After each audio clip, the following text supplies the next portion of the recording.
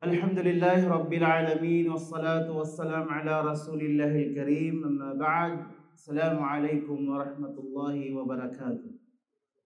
Alhamdulillah mga kapatid at magulang sa pananampalatayang Islam, tayo ay taos-pusong nagpapasalamat sa Allah Subhanahu wa Ta'ala sa lahat ng kanyang biyaya at gabay at naisagawa natin ang isa sa mga ipinag-uutos ng dakilang Allah Subhanahu wa Ta'ala, yun ang pagdarasal.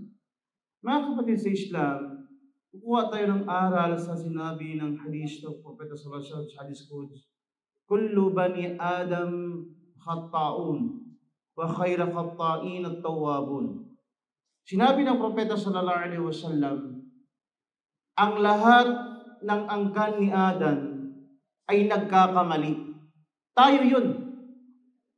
Ang pagkakamali, pagkagawa ng kasalanan bilang isang parte ng isang tao. Wa khayra khatta'in at-tawwabun. At ang sinabi, ang mas mainam sa inyong nagkasala, nakagawa ng kasalanan, ay agad niyang dugtungan ng paghingi ng kapatawaran sa dakilang Allah Subhanahu wa Ta'ala. Dito magbigay tayo ng isang maikling kwento sa mga sahabat. Although yung kwento na to, yung kisa na to, yung story na to ay marami sa mga ulama nagsabi na daif ang kanyang riwaya. Ang author niya naghina.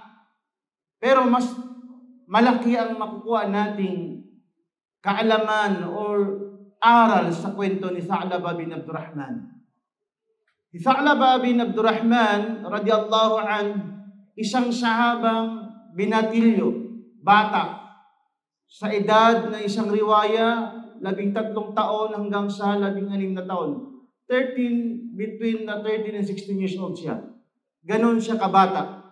Isa siya sa mga mensaherong inutusan ng Propeta sallallahu alaihi wasallam kung may mga ipag-uutos, ipapadala sa mga bahay o sa kabilang baryo. Isang araw na utusan siya ng Propeta sallallahu alaihi wasallam na ipahatid ang kanyang mensahe. Pag-abot doon, nagkataon na yung windy day na yon sa disyerto,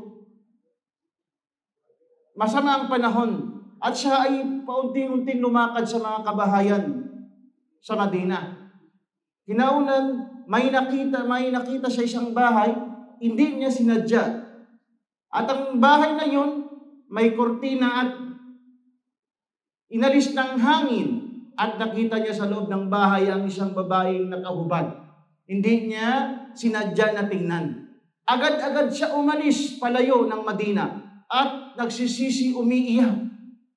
Sa nagawa niyang kasalanan, nakita niyang babae na hindi niya sa intentionally na tingnan. Nagkataon lang. Hanggang siya ay lumayo sa Madina.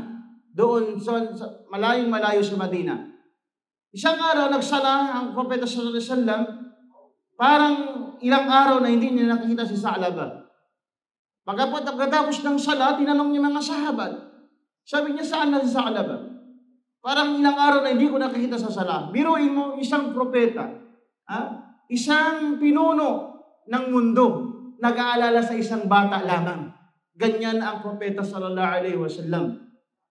Sabi ng mga sahabat, hindi na namin nakita si Tha'laba. Sabi ng Propeta Muhammad sallallahu alaihi wasallam, Umar, Salman al-Faris, hanapin niyo si Tha'laba at gusto ko siyang makita. Hanggang naghahanap si Umar ibn Khattab sa mga malayong lugar, sa mga disyerto, at nakapunta sila sa bundok. Napadaan sila sa taong nag-aalaga ng mga bili-bili, yung mga kanding, nag-aalaga. At huminto sila doon, uminom ng gatas. At sinabi ng tagapangalaga, ng pastol na yon, sabi ng pastol, bakit kayo naparito? Anong sadya nyo? Parang bago kayo, nangibago ako sa inyo, nakapunta kayo dito. Sabi nila kay Umar. Sabi ni Umar ibn Khattab, may hinahanap kaming bata. Gustong makita ng Propeta Muhammad sallallahu alaihi wasallam. Sabi niya, may pinupunta dito, bata, humingi sa akin ng gatas. Between around time sa Maghrib, mula sa bundok, bumababa siya. At umiiyak. Parang nagsisisi. Sabi ng Umar ibn Khattab, paano namin makikita siya? Sabi niya, abangan nyo between Maghrib. Nag-abang sila. In short, nakita nila si Sa'laba sa oras na yon. Sabi ng Umar ibn Khattab, "Ya Sa'laba, matagal ka nang hinahanap ng Propeta Muhammad sallallahu alaihi wasallam." Sabi niya, "No, wag niyo akong dalhin sa kanila. Baka hindi na ako tanggapin, baka may aya na dumating na ako ay taga-impyerno o ako ay paparusahan ng Allah subhanahu wa ta'ala." Sabi niya, wala namang sinabi ang Propeta Muhammad, basta gusto kang madala. Hanggang nadala siya sa Madina ulit. Pagpunta sa Madina, nilagay siya sa bahay niya si Sa'laba. Agad nag-report si Umar, nandun na ya Rasulullah, nandun na si Sa'laba sa kanyang bahay. Tumayo agad ang Propeta Muhammad sallallahu alaihi wasallam at pinuntahan si Sa'laba sa bahay. Pagpunta niya doon, nakita niya Sa'laba nagsisisi. No, sabi ni Sa'laba, "Ya Rasulullah, hindi ako bagay na tingnan mo at iyang-iya talaga ako sa aking ginawa." Sabi niya, malaking kasalanan ang nagawa ko. Sabi, may bumababa, sabi ni Sa'laba, na aya patungkol sa akin na ako ay taga-impyerno. Sabi ng propeta, wala. Kumalma ka, mag-usap tayo, sabi niya. Iyak ng iyak si Sa'laba. Hindi tumitigil sa pag-iyak hanggang sumisigaw pa siya.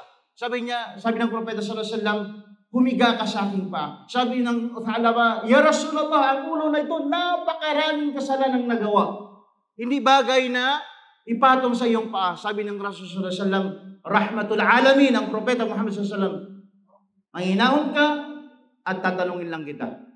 Sabi ng Sa'laba, "Ya Rasulullah, papatawarin ba ako ng Allah subhanahu wa ta'ala? May kapatawaran pa ba ako?"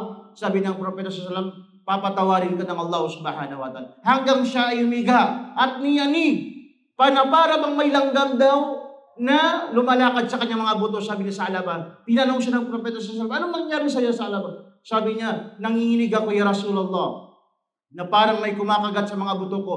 Sabi ng Rasul sallallahu alaihi wasallam, "Banggitin mo ang la ilaha illallah, sapagkat ang kamatayan nandyan na sa iyo." Hanggang siya ay namatay.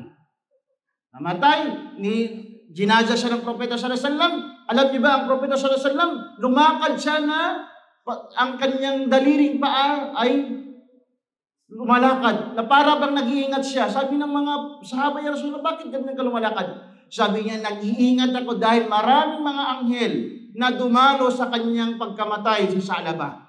Allahu Akbar. 13 years old lang, pero humingi ng tawbat, nagsisi sa kasalanan na hindi niya sinadya. Saan na mga kabataan natin ngayon? Saan na tayo na gumagawa ng kasalanan intentionally, pero hindi tayo humingi ng tawbat sa Allah subhanahu wa ta'ala? Naway inshallah, taupikan tayo ng Allah subhanahu wa ta'ala sa huling buhay natin at hihingin natin lahat ng kapatawaran sa Kanya sa lahat ng nagawa nating kasalanan, intentionally man o hindi. Naway patawarin tayo ng Allah subhanahu wa ta'ala. Wa akhiru da'wanan alhamdulillahi rabbil alamin. Assalamualaikum warahmatullahi wabarakatuh.